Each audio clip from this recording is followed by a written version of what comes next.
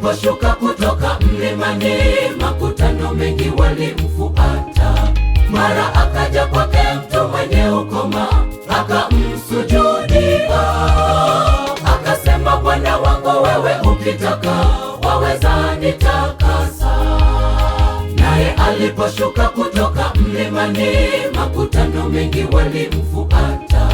Mara akaja kwake mtu mwenye ukoma, akamsujudia. Akasema, Bwana wangu, wewe ukitaka waweza nitakasa. Yesu akanyosha mkono kamgusa, akasema, Bwana, mimi nataka takasika. Mara ukoma wake ukapona, akawa safi. Yesu akamwambia, usimweleze mtu habari hizi, ondoka uende kwa kuhani, utoe sadaka iwe ushuhuda kwao. Yesu akanyosha mkono kamgusa, akasema, Bwana, mimi nataka takasika. Mara ukoma wake ukapona, akawa safi. Yesu akamwambia, usimweleze mtu habari hizi, ondoka uende kwa kuhani, utoe sadaka iwe ushuhuda kwao.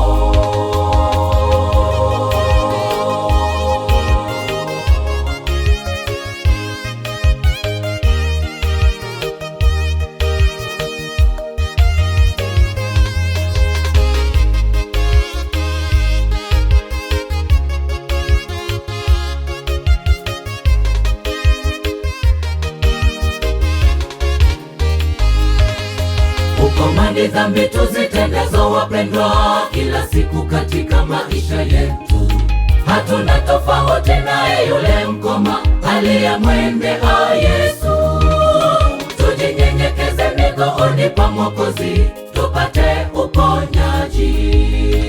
Ukoma ni dhambi tuzitendazo, wapendwa, kila siku katika maisha yetu.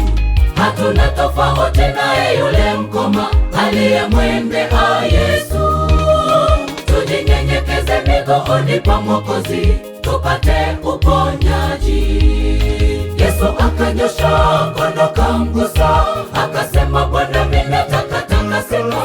Mara ukoma wake ukapona, akawa safi.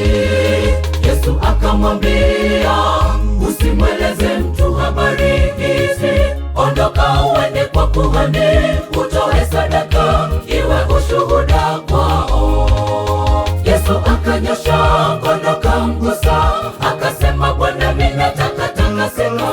Mara ukoma wake ukapona, akawa safi. Yesu akamwambia, usimweleze mtu habari hizi, ondoka uende kwa kuhani, utoe sadaka iwe ushuhuda kwao. Yesu akanyosha mkono kamgusa, akasema, Bwana, mimi nataka takasika.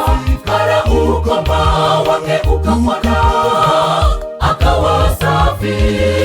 Yesu akamwambia, usimweleze mtu habari hizi, ondoka uende kwa kuhani, utoe sadaka iwe ushuhuda kwao. Yesu akanyosha mkono kamgusa, akasema, Bwana, mimi nataka takasika.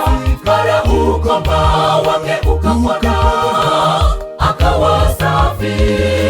Yesu akamwambia, usimweleze mtu habari hizi, ondoka uende kwa kuhani, utoe sadaka iwe ushuhuda